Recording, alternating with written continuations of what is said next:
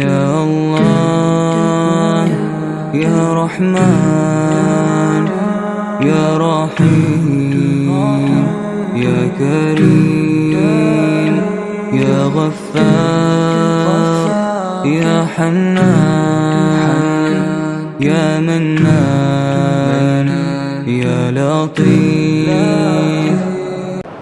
الحمد لله رب العالمين. اللهم صل على سيدنا ونبينا ومولانا محمد وعلى آله وأصحابه أجمعين. உலகத்தையே ஆட்சி செய்த சுலைமான் அலைஹிஸ்ஸலாத்து வஸ்ஸலாம் ஒரு நாள் அல்லாஹ்ட்ட சொன்னாங்க, அல்லாஹ், காலமெல்லாம் நீ தான் உலகத்துக்கே உணவு கொடுக்குற, ஒரே ஒரு வேளை மட்டும் உலகத்தில் இருக்கிற எல்லா ஜீவராசிகளுக்கும் சாப்பாடு கொடுக்குற வாய்ப்பை எனக்கு தான்னு கேட்டாங்க.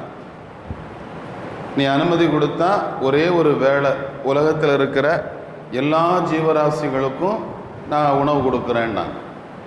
அல்லாஹ் சொன்னால் அவங்களால முடியாதுன்னா.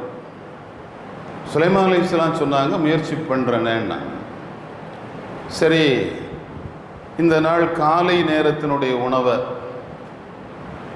உலகத்தில் இருக்கிற எல்லா படைப்புகளுக்கும் நீங்கள் கொடுங்க அப்படின்னு எல்லா படைப்புகளினுடைய கல்புக்கு உள்ளாலும் அல்லாஹ் ஒரு உள்ளுணர்வை போட்டான்.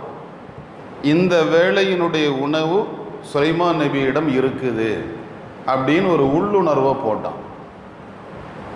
அந்த குறிப்பிட்ட நாளில் சுலைமான் அலைஹிஸ்ஸலாம் அவங்கள்ட்ட இருந்த ஜின்னுகளை வச்சு பிரம்மாண்டமான உணவு அதை ரெடி பண்ணி படைப்புகளுக்கெல்லாம் கொடுக்கறதுக்கு முயற்சிக்கும் போது அல்லாஹ் சொன்னால், முதல்ல கடலில் இருந்து ஆரம்பிங்கன்னா, கடல் வாழ் உயிரினங்களில் இருந்து ஆரம்பிங்க.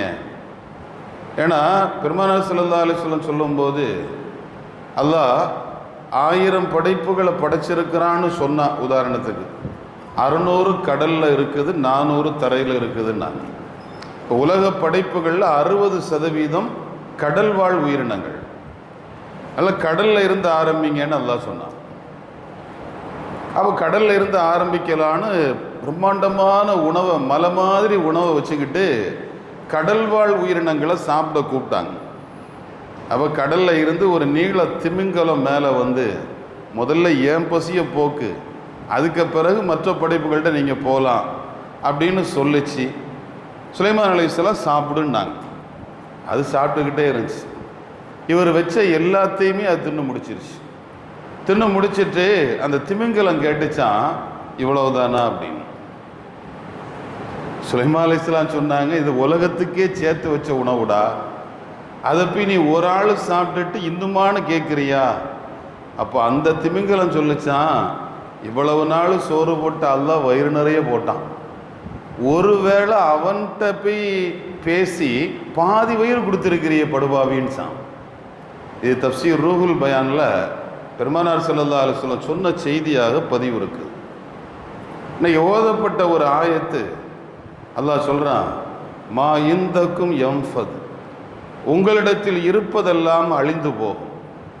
ஒமா இந்தல்லாஹி பாக், அல்லாட்ட இருக்கிறது மட்டும்தான் தரிபடும் நிலையானது. உங்கள்ட்ட என்ன இருந்தாலும் சரி, மனிதனுடைய ஆற்றல், நம்முடைய ஆற்றல், நாம் சின்ன பிள்ளையாக இருக்கும்போது கண்ணு நல்லா பார்க்கும், காது நல்லா கேட்கும், மூக்கு நல்ல வாசனைகள் அப்படியே உள்ளே இழுக்கும்.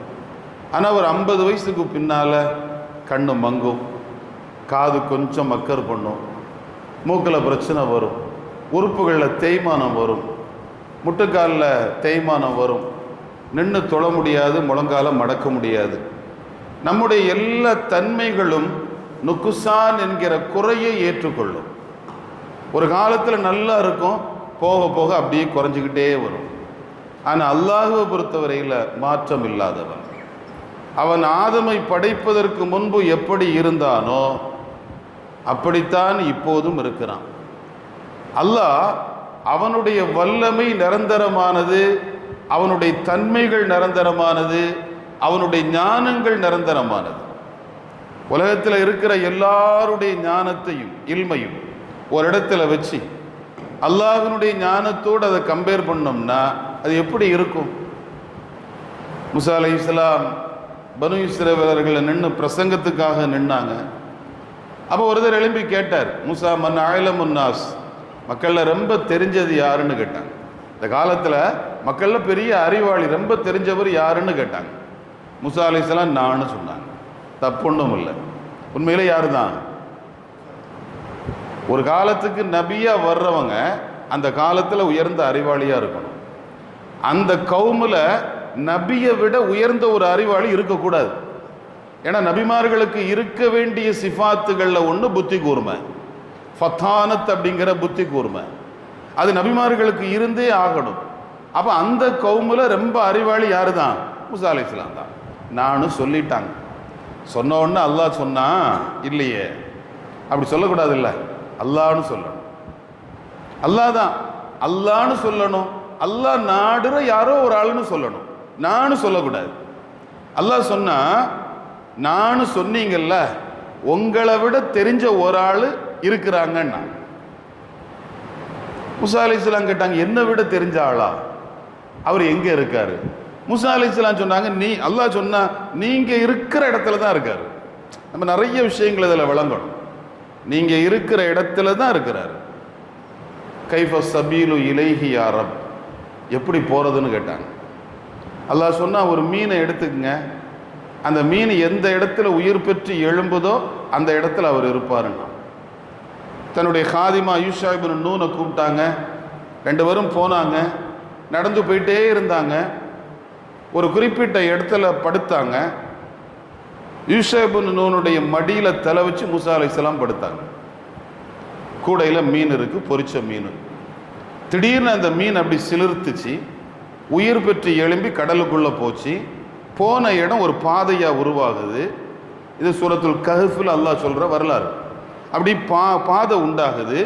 யூஷா இப்னு நூன் ஆச்சரியமாக பார்க்குறாரு. செத்த மீன், பொரிச்ச மீன், அது உள்ள உயிர் பெற்று உள்ளே போகுது. போன இடம் பாதையாக புழக்குது. இதெல்லாம் ஆச்சரியமாக பார்க்குறாரு. ஆனாலும் மூசா நபி தூங்கிட்டு இருக்கிறாங்கல்ல, உஸ்தாது தூங்குறாங்க, ஷேக்கு தூங்குறாங்க. தூங்கும்போது எழுப்பக்கூடாது. அதனால எழும்புன உடனே இதை சொல்லணும் அப்படின்னு மனசில் வச்சுக்கிட்டே இருந்தாங்க. மூசா அலைஹிஸ்ஸலாம் கொஞ்சம் நேரத்தில் எழும்புனாங்க. எழும்பி கேட்டாங்க, என்னப்பா ரொம்ப நேரம் தூங்கிட்டோனோ, போமா, நேரம் ஆயிடுச்சு, வா வா வா வா அப்படின்னு கிளம்புனதில் யூஷா அலைஹிஸ்ஸலாம் மறந்துட்டாங்க, அதை சொல்ல மறந்துட்டாங்க. 2 பேரும் கிளம்பி போனாங்க. கொஞ்சம் தூரம் போன பின்னால் மூசா அலைஹிஸ்ஸலாம் சொல்கிறாங்க, லகது லகீனா ஃபி சஃபரினா ஹாதா நசபா, இந்த பிரயாணத்தில் கஷ்டம் வந்துருச்சுங்கிறாங்க. இந்த பிரயாணம் இதுக்கு முன்னால் வர எந்த கஷ்டமும் இல்லை, இப்போ கஷ்டம் வந்துருச்சு.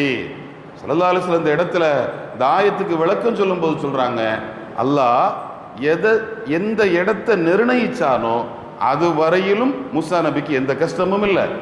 அல்லாஹ் நிர்ணயிச்ச இடத்தை தாண்டின பின்னால கஷ்டம் வந்துருச்சு. அப்போ அந்த இடத்துக்கு வந்தாங்க. வந்து பார்த்தா அங்கே ஒருத்தங்க உட்கார்ந்துருக்காங்க கடலில், பச்சை போர்வை. புகாரியினுடைய அறிவிப்பு, நபி ஸல்லல்லாஹு அலைஹி வஸல்லம் இந்த ஆயத்துக்கு செய்யக்கூடிய தஃப்சீர். ஒரு பச்சை போர்வையை போத்திக்கிட்டு ஒருத்தங்க உட்கார்ந்துருக்கிறாங்க. மூசா அலைஹிஸ்ஸலாம் வர்றாங்க. வந்து அஸ்ஸலாமு அலைக்கும் அப்படிங்கிறாங்க. என்ன சொல்லணும்? வலைக்கும் சலாம்னு சொல்லணும். ஆனால் அங்கே உட்கார்ந்துருந்த ஹிதர் அலைஹிஸ்ஸலாம் அன்னாபி அர்தின சலாம், நம்ம ஊரில் ஏதுரா சலாம், இங்கே ஏது சலாம், இங்கே யாரும் சலாம்லாம் சொல்ல மாட்டாங்களே, இந்த ஊரில் என்ன சலாம் அப்படின்னு திரும்புகிறாங்க. திரும்பி கேட்குறாங்க, யார் நீங்கள்? உடனே மூசா அலைஹிஸ்ஸலாம் சொல்கிறாங்க, அன மூசா, நான் மூசா அப்படிங்கிறாங்க. ஓஹோ, ஹிதர் அலைஹிஸ்ஸலாம், ஓஹோ, மூசா நபியு பனி இஸ்ராயில, பனு இஸ்ரவேலர்களுக்கு நபியாக வந்த மூசா நீங்க தானோ? மூசா அலைஹிஸ்ஸலாம் கேட்குறாங்க, அது எப்படி உங்களுக்கு தெரியும்? நான் மூசான்னு தானே சொன்னேன், நான் நபின்னு சொல்லலையே. பனு இஸ்ரவேலர்களுடைய நபின்னு எப்படி, எதை வச்சு சொல்றீங்க? ஹிதர் அலைஹிஸ்ஸலாம் சொல்றாங்க, உங்களை யாரு என்னைட்ட வர சொன்னானோ அவன் உங்களை பத்தி சொல்லிட்டான்னாங்க. உங்களை யாரு என்னைட்ட வர சொன்னானோ அவன் உங்களை பத்தி சொல்லிட்டான்னாங்க. ஒரு காமிலான முரப்பியான வலியிட்ட ஒருவர் போகும்போது, தொடர்புக்காக போகும்போது, அந்த பிள்ளைய பார்த்த உடனேயே அவருக்கு தெரியும் இது நம்ம இனமா வேற இனமா, இது நம்ம பிள்ளையா அல்லது வேற ஏதாவது கம்பெனியினுடைய ஆளா அப்படிங்கிறதும் தெரியும். அவருடைய பயோடேட்டா ஃபுல்லாக ரப்பு அவருடைய கைக்கு தந்துடுறான். அந்த கடந்த காலத்தை மீட்டு சரி பண்ணி எடுப்பதற்கான வழிமுறையை அவரிடம் கொடுக்கப்படும் என்பதை நாம் இந்த இடத்துல புரிகிறோம். இப்போ ஹிதர் அலைஹிஸ்ஸலாம் சொன்னாங்க, அல்லாஹ் உங்களை இங்கே அனுப்புன ரப்பு உங்களை பற்றி என்கிட்ட சொல்லிட்டான்னாங்க. சரி வாங்கன்னு கூட்டிகிட்டு போனாங்க. விஷயத்துக்கு தான் வாங்கன்னு கூட்டிகிட்டு போனாங்க. முதல் பிரயாணம் கப்பல் பிரயாணம். இந்த கப்பலில் ஏறி உட்கார்ந்த உடனே ஒரு சிட்டுக்குருவி வந்துச்சு. அந்த சிட்டுக்குருவி உட்கார்ந்து கடலில் கொத்துச்சு. அப்படி கொத்தி தண்ணி குடிச்சிச்சு. தண்ணி குடித்த உடனே ஹிதர் அலைஹிஸ்ஸலாம் மூசா நபிகிட்ட கேட்டாங்க, இந்த குருவி குடிச்சு கடல் தண்ணி காலி ஆயிடுச்சான்னு கேட்டாங்க. இந்த குருவி குடிச்சதுனால கடல் தண்ணி காலி ஆயிடுச்சான்னு கேட்டாங்க. அது அப்படி, அது ஒரு சொட்டு 2 சொட்டு தானே குடிச்சிச்சு. இப்போ ஹிதர் அலைஹிஸ்ஸலாம் சொன்னாங்க, உங்க ஞானம் என்னுடைய ஞானம் உலக மக்களினுடைய எல்லா ஞானமும் இந்த குருவி குடிச்ச தண்ணி மாதிரி, அல்லாஹ்வுடைய ஞானம் கடல் மாதிரி. அப்படி இருக்கும்போது அறிவாளி யாருன்னு கேட்டா அல்லாஹ்வை தானே சொல்லணும். அது எப்படி நானும் சொல்லலாம்? இங்கே தான் நாம் விளங்குறோம், நம்மிடத்தில் இருப்பதெல்லாம் அழிந்து போகும், ரப்பிடத்தில் இருப்பது நிலையானது.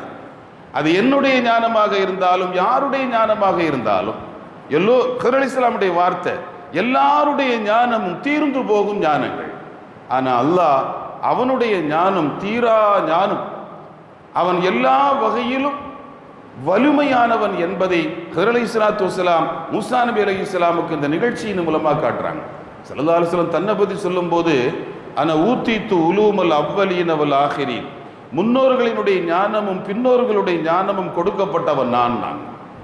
எனக்கு அவ்வளவு ஞானத்தை ரப்பு கொடுத்திருக்கிறான், எல்லா ஞானங்களையும் எனக்கு தந்திருக்கிறான் அப்படின்னு சொன்ன நபியை பார்த்து அல்லாஹ் குர்ஆன்ல உத்தரவிடுறான், குர் ரப்பி ஜித்னி இல்மா, அல்லாஹுவே என்னுடைய இல்ம அதிகப்படுத்து அப்படின்னு நீங்க கேளுங்க. எல்லாம் இருக்குன்னு சொன்ன நபியை பார்த்து அல்லாஹ் சொல்ற வார்த்தை, என்னுடைய ஞானத்தை அதிகமாக்கு அப்படின்னு அல்லாஹ்ட்ட நீங்க கேளுங்க. ஏன்னா ஞானம் விசாலமானது, அல்லாஹுடைய ஞானம் விசாலமானது. அந்த விசாலமான ஞானத்தை அல்லாஹுவை அறிந்த ஒருவரை கொண்டு அறிய முற்படுதல் ரொம்ப ரொம்ப அற்புதமான ஒரு வழிமுறை.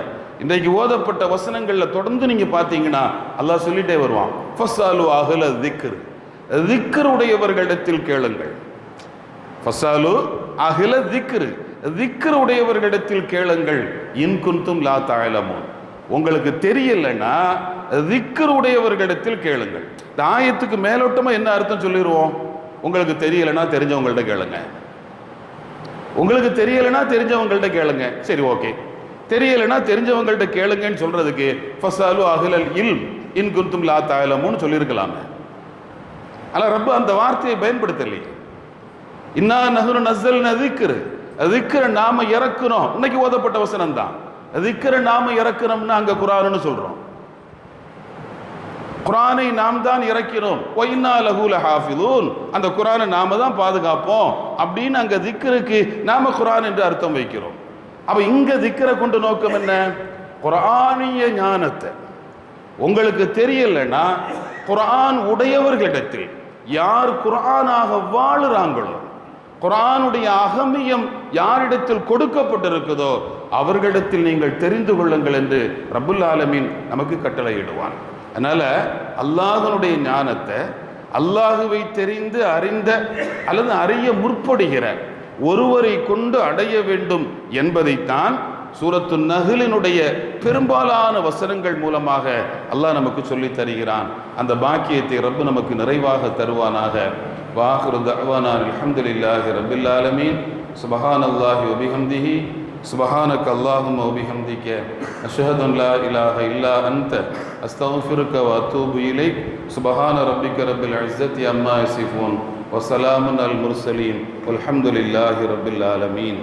بحقي صلى الله على محمد صلى الله عليه وسلم، صلى الله على محمد صلى الله عليه وسلم.